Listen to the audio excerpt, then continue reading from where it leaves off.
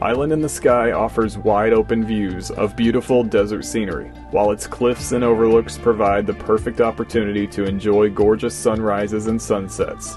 If you want to see Canyonlands National Park, this is the place to start.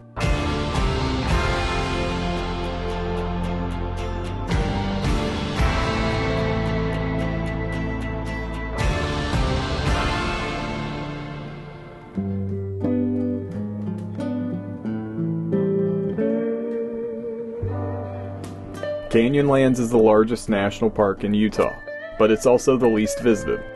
Most of the park is dry and rocky, while water can be tough to find. Summer temperatures can easily clear 100 degrees, so hiking trails and camping trips can get uncomfortable quickly. The park has 4 districts: the Maze, the Needles District, Island in the Sky, and the Rivers. Horseshoe Canyon is also part of Canyonlands, but it's not listed as a district. The Maze and Horseshoe Canyon are tough to reach, but Island in the Sky and the Needles District are much easier to access. Island in the Sky sits on a sandstone mesa, high above the surrounding landscape. This district offers gorgeous views of the Colorado River, Green River, and the La Salle Mountains, with buttes and canyons scattered across the landscape. There are beautiful hiking trails, overlooks, and the White Rim Road, which we'll get back to in a bit. Our first stop was on the north side of the island, at Upheaval Dome. This is a short, rocky trail, with cairns marking the path. Views are relatively limited along most of the trail, but there are 2 viewpoints that overlook Upheaval Dome. Upheaval Dome is either a meteor crater or a salt dome. No one really knows, so this landmark is a bit of a mystery. Once we were done at the dome, we headed to the most popular stop in all of Canyonlands, Mesa Arch. This is another short hike, and we started at close to sunset, so the views were nice. But we came back for sunrise, and sunrise is when Mesa Arch puts its best foot forward.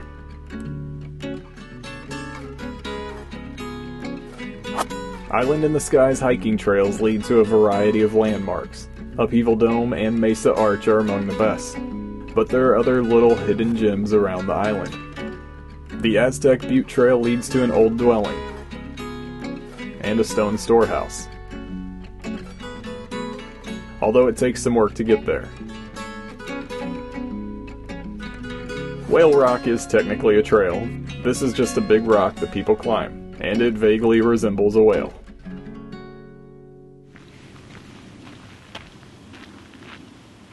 Other trails on the island lead to overlooks.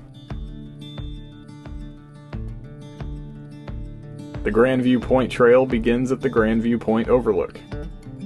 The hike is short, but the entire trail has views of the White Rim Road, Monument Basin, and Junction Butte.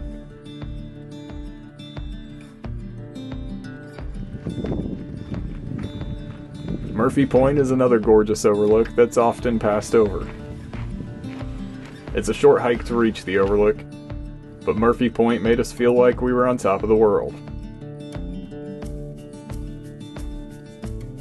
Canyonlands is a park that's characterized by its beautiful, expansive overlooks, and most of them don't take much effort to reach. If you're driving through Island in the Sky, it's fun to sprinkle these overlooks in along the way.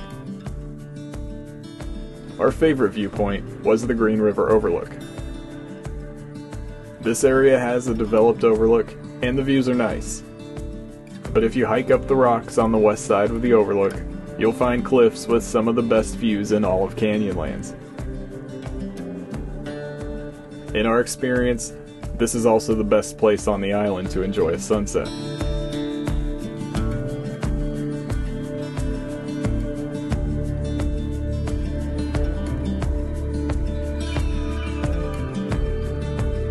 While this was our favorite overlook, it's not the most popular.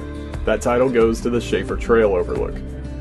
This overlook sits just inside the park entrance, and it sits above a winding canyon road, named the Shafer Trail. The path descends 1,500 feet through Shafer Canyon, as it makes its way to the White Rim Road. The White Rim Road circles the entire island in the Sky Mesa. It's a rugged and rocky 100-mile road, with arches, overlooks, buttes, and much more. Naturally, this looked like fun, so we headed into Moab and rented a Jeep from Cliffhanger. Then we got an early start.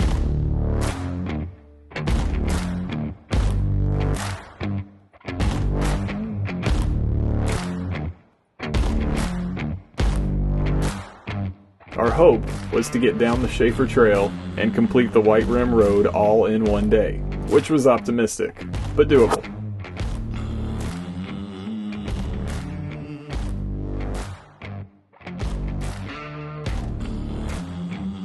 We entered Shafer Canyon just as the sun was rising. These views were incredible. The Shafer Trail wasn't rough at all. It was well graded, but it was very steep. The White Rim Road was not well graded. This road is a combination of rock, sand, slick rock slabs, and all-around rugged terrain. It made for a long day, and a rough ride. At the beginning of the White Rim Road, there were two quick overlooks, Goosenecks and the Colorado River.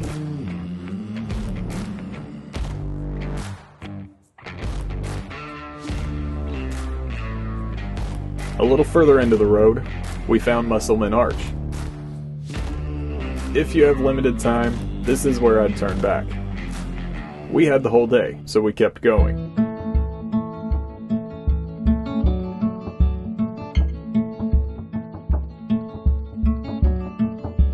Monument Basin was the last stop on the east side of the island. This canyon is decorated with red sandstone spires, and it was about 40 miles into the White Rim Road.